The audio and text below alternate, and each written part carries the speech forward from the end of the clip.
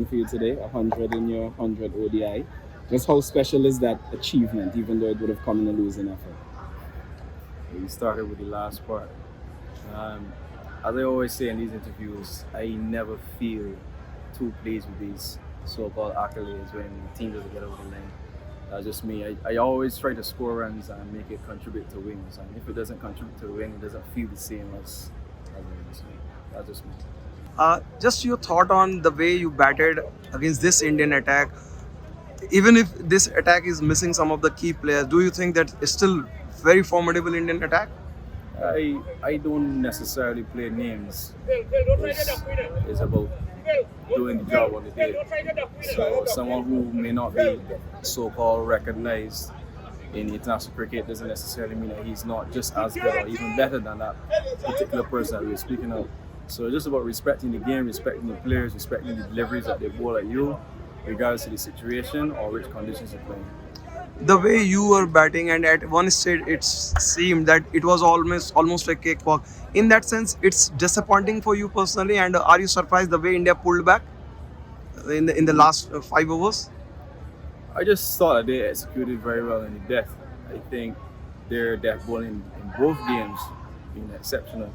So you must give credit where it's due. And I think that sometimes we forget to do that. We always look at our side and not realize that we're playing against human beings as well who can also execute and who can also do well. So it's just about understanding where we can improve and hopefully we can get better next game. Your thoughts on Axar Patel's cameo?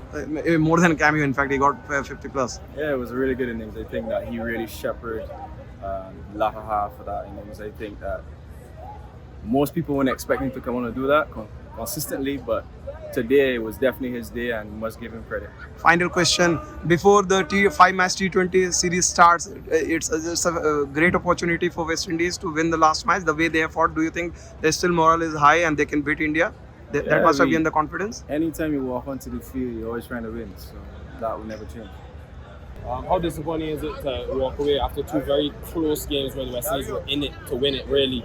How disappointing is it to walk away and not get something for the first two? Very disappointing.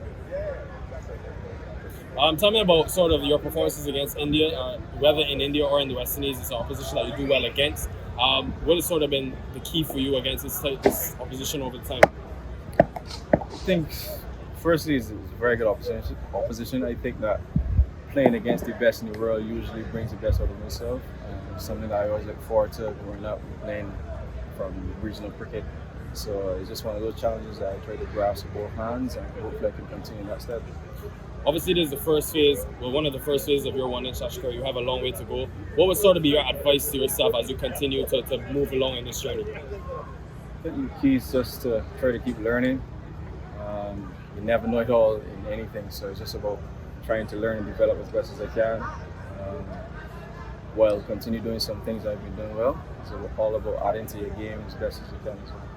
Yeah. Shai, that must have been a disappointing loss. However, what are some of the positives that you'll take into the third ODI on Wednesday?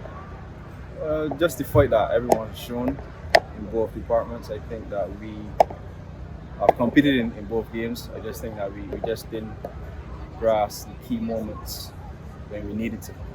But there's always a lot that we can look back on and give the guys credit for. Sometimes that's just how cricket goes. You can't always get over the line. The team who plays better on that day does not necessarily be the winning team. So that's just how it goes sometimes. What has caused the seeming turnaround in form, considering the team has now batted 50 overs twice in succession and scored over 200 runs? Pitches in the Caribbean, very unpredictable. How morale deflating is this loss, considering the team seemed to be in control at particular parts of that match? As I said, I would say we were on top in the majority of the feeling segment. Again, it's just how cricket goes sometimes. We just let it slip in some key moments, whether it's execution with deliveries, some few placements, but again, that's just how it goes sometimes.